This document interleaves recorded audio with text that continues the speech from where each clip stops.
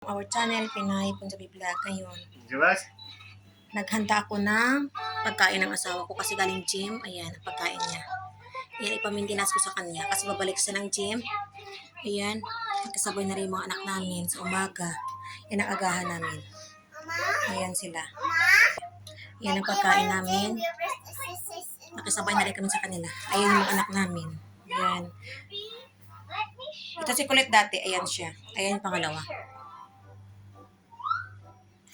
Guys, pa-support ng vlog namin. Ayan, ang agahan namin ngayon. Ito na yung maintenance ng asawa ko sa gym niya. Yan. Ito. 1 week yan. Tuwing umaga. Tapos babalik sa gym. Agahan namin. Ayan. Itong gatas naman ng maliit ko. Ayan, nilagyan ko siya ng mga almonds, nuts. At saka yung mga, ayan siya. Oh. Ayan, blender ko siya. Minixin ko siya. Ayan siya.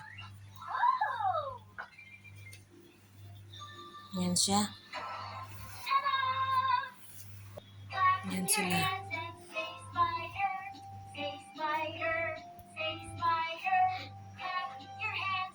Bale, may sala kami doon sa kabila. Ayan.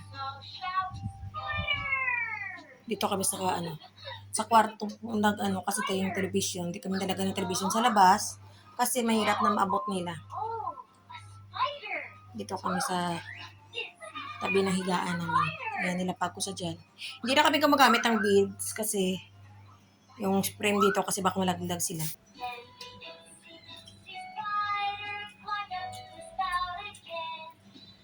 Jabas? Eating na?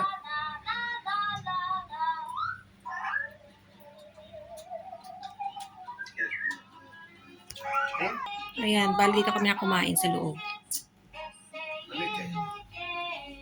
May sala naman to sa labas kaso hindi kami to nagstay sa labas. Dito kami kumakain sa harapan mismo ng TV. Bali ito yung higaan namin.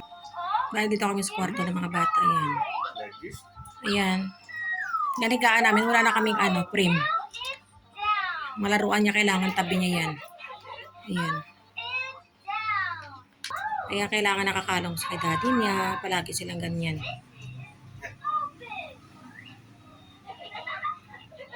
Wala pang tulog yan.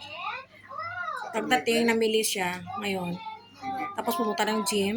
What you eating? You always know. Ayan. Ayan na. Ito. Ito yung umaga na yung pagkain namin ng ganyan.